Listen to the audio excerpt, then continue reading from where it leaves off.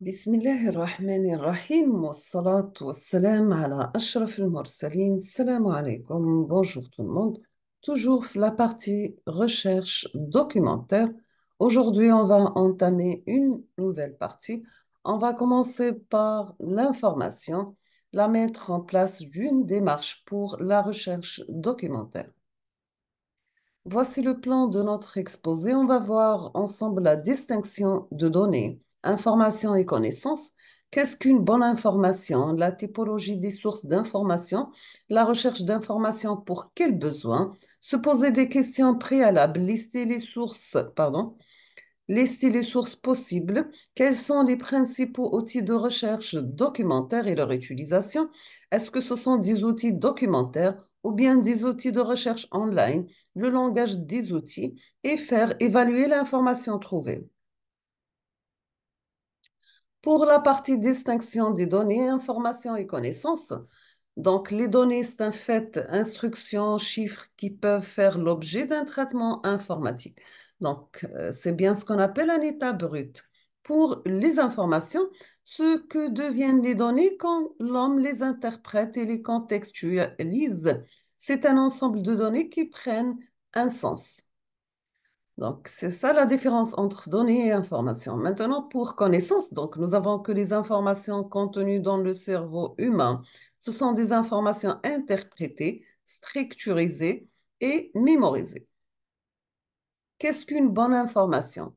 Une bonne information doit être fiable, c'est-à-dire exacte, provenant des sources sûres, précises, complètes pour diminuer les risques d'erreur, à jour, c'est-à-dire récente, pertinente, adaptée aux problèmes du décideur, disponible dont on peut disposer au moment voulu.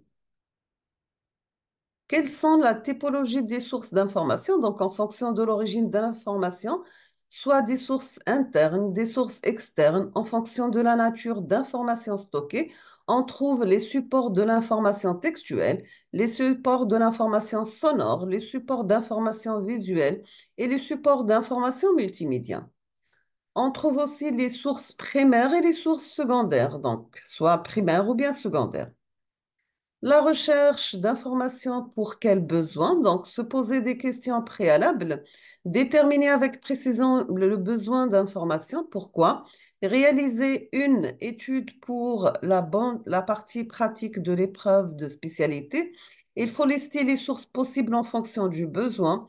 Donc, comment on va faire ça? On va utiliser les deux QOCP.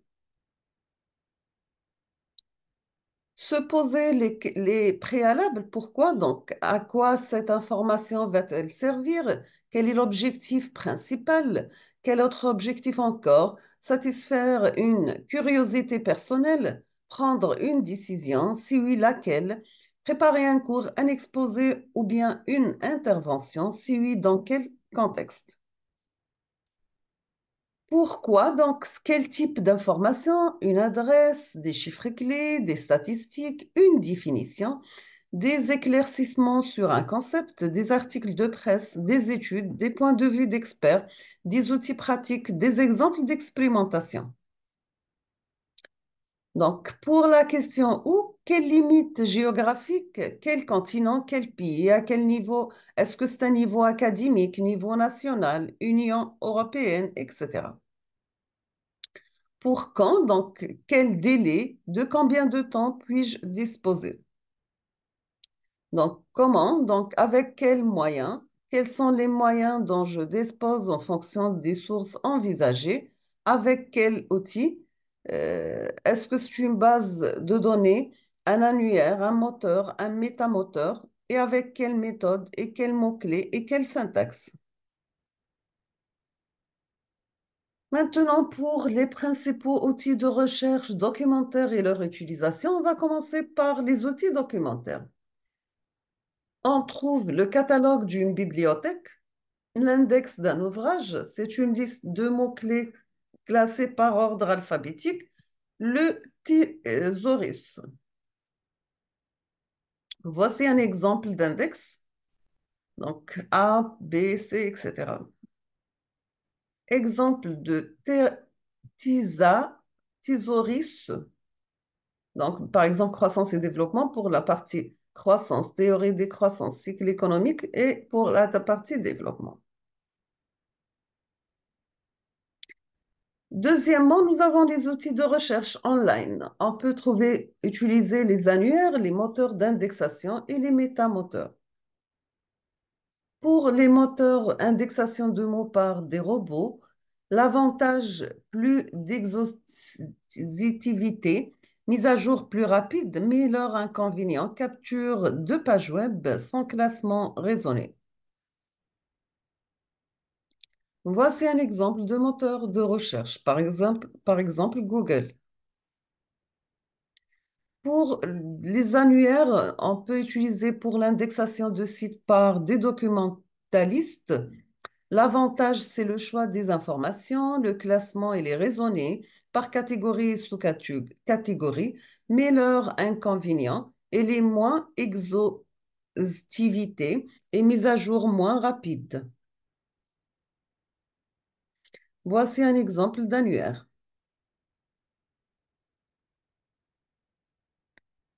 Pour les métamoteurs, vous avez une seule requête simultanée sur plusieurs moteurs et annuaires. L'avantage, c'est bien sûr le gain de temps, mais l'inconvénient, pas de syntaxe commune. Voici un exemple de métamoteur. Vous avez le Ariane 6.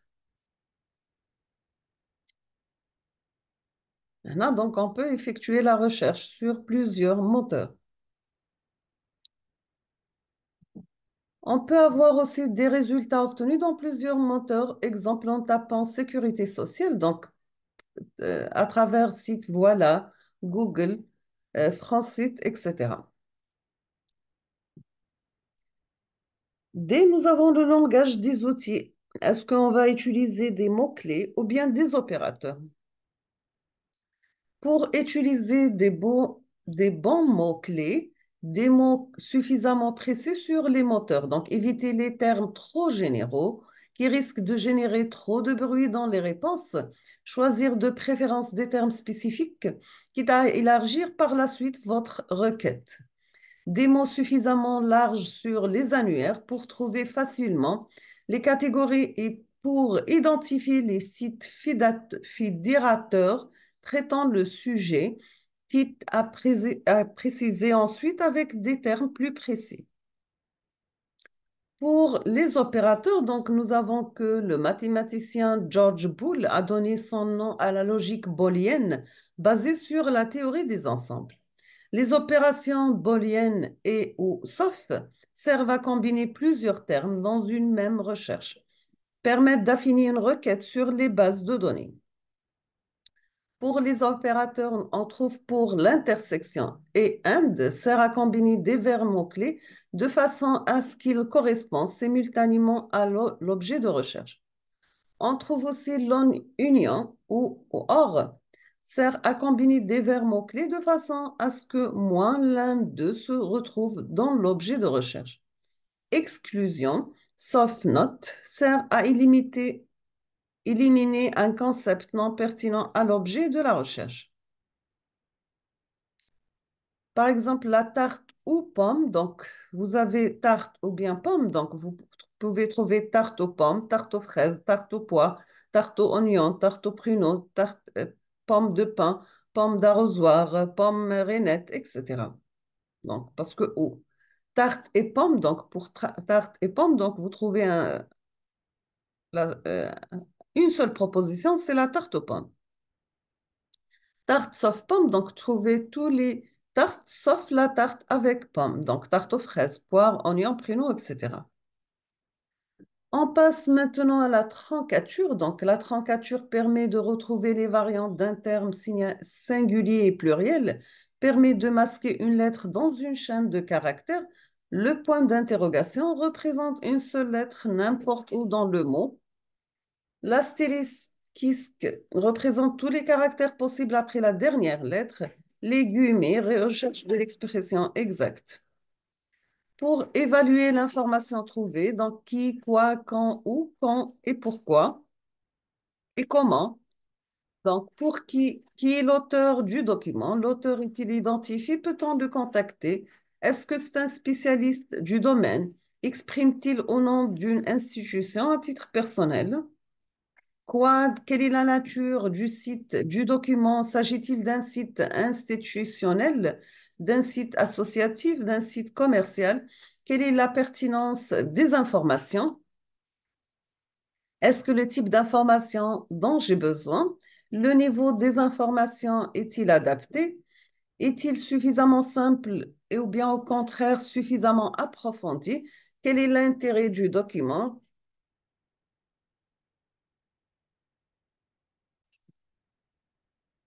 Donc, nous sommes arrivés. Quel est l'intérêt du document? Le document est-il vraiment intéressant? Qu'apporte-t-il de nouveau? Est-il précis par rapport à mes recherches? Est-ce qu'il a côté fiabilité, pertinence et précision?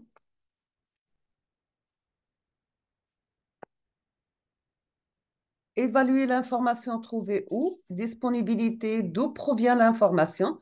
Quelles sont les limites géographiques de l'information? L'information concerne-t-elle un pays particulier? Cela me convient-il? L'information vaut-il ailleurs? Pour quand? Donc, de quelle période s'agit-il? La période traitée correspond-elle à mes besoins? Quelle est la date du document? La date du document est-elle indiquée? Le document nécessite-t-il une actualisation? Si oui, quelle est la date de mise à jour? Pourquoi? Donc, quels sont les objectifs? Quels sont les objectifs du site ou du document? Quel est le public visé? Pour comment? Donc, comment se présente le document? L'information est-il rédigée clairement? Le document est-il bien structuré? Les sources sont-ils bien indiquées? Donc, votre travail d'évaluation pourrait prendre la forme suivante. Qui est l'auteur du document? Décliné pour les documents retenus ou lieu de la source, quoi? Quels sont les points d'un traité? Quand la date du document? Pourquoi l'objectif du document et comment? Présentation du document.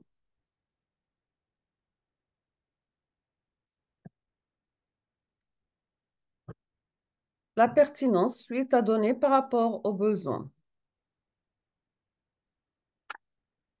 Nous sommes arrivés à la fin de cette vidéo. Je vous remercie infiniment pour votre attention et à la prochaine vidéo, Inch'Allah. Merci beaucoup.